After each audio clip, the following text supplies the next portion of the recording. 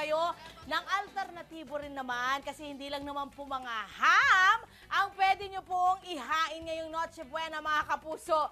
Maski po ang chicken galantina ay pwede rin mga kapuso. Galante din po ang lasa niyan. Kaya ngayong umagang ito, makakasama natin si Chef Suzanne para po ipakita sa atin ang kanyang specialty. Oh, di ba mga kapuso? Na kung saan isi-share niya po ngayon sa inyo ngayong umaga yung style ng pagluto niya ng chicken galantina. Yes po. Okay, so ano po yung perfect na pagbuo po ng ating chicken galantina, Chef? Okay po.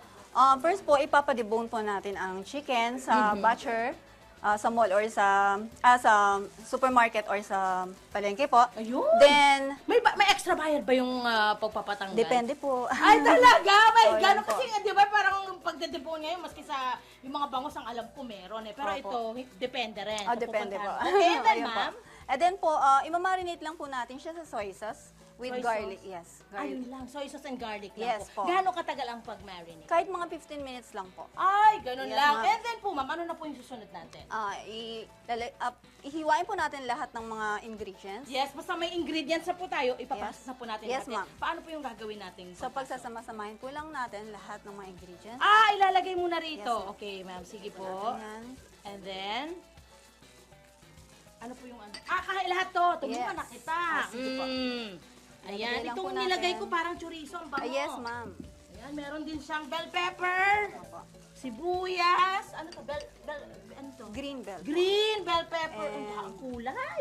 Paskong Pasko. Garlic. Oh, diba? Ayan mga Yes. kapuso. Ito po, ma'am, ham. Yes po. May ham! Grabe, ang daming ingredients. And then, ma'am, And cheese po. cheese.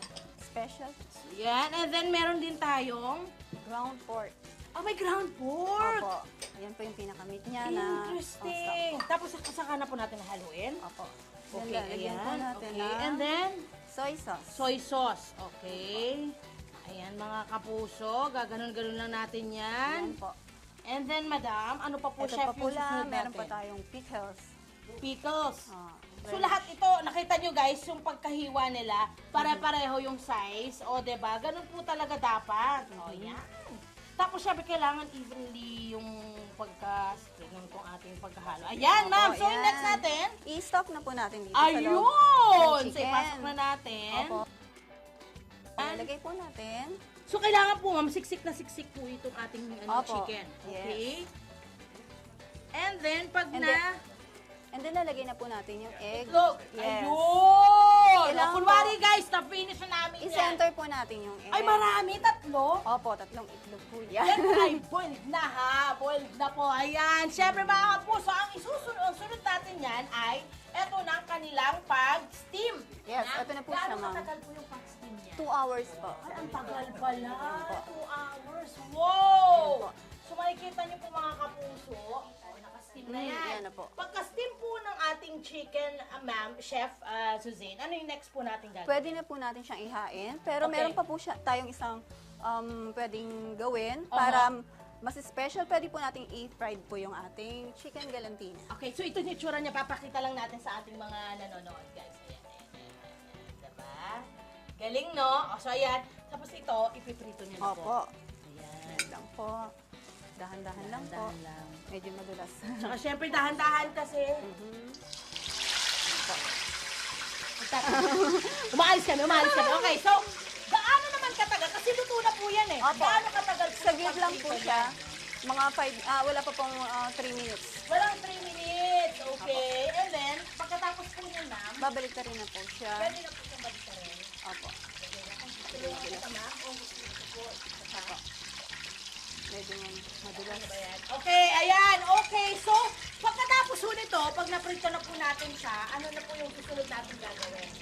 Pwede na po natin siyang ihain. At Ayun, kainin. mga kapuso. Okay, sa mga nagtatanong para po sa gustong magnegosyo nito, dahil negosyo nga po nila ito mga kapuso eh, kailangan natin itanong kay Chef magkano ang pwede nilang puhunan Mga around 450, pwede na kayo mag-start ng... Ilang chicken galantina ang pwede mong magawa sa 450? Isa lang po. Isa lang! Okay. In fairness, ang mura nun. 450, magpa-order ka na. And then, magkano yung kikitain mo doon, ma'am? Depende po, pwede nyo na po siya ibenta ng 700 to 800. Not bad! Not bad, mga kapuso! So, di ba, ngayon yan po yung isa nyong alternatibo at hindi siya mahirap gawin, ano? Opo, napakadali lang Napakasimple po. At dahil po dyan, chef, maraming salamat. Ito Okay na po. ang kanilang patikim para sa ating lahat, mga kapuso. Ito yung fried nyo, chef, Yes no? po. Kasi ang chicken galantina, pwede po yung steam lang talaga at hindi nyo na ipiprito. Yun na po yun, or pwede rin po ipiprito ninyo. Tikman na natin! Yay! Ito na.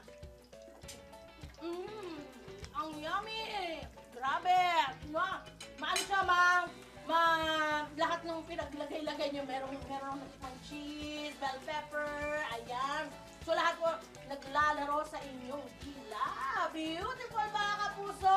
At least, ngayon, mga kapuso, may option na kayo at may option na rin po kayo para sa pag-business, mga kapuso. Di ba, bongga? Sana po may natutunan po kayo, pero kailangan tumutok pa po kayo dahil marami pa po kami ihakain sa'yo.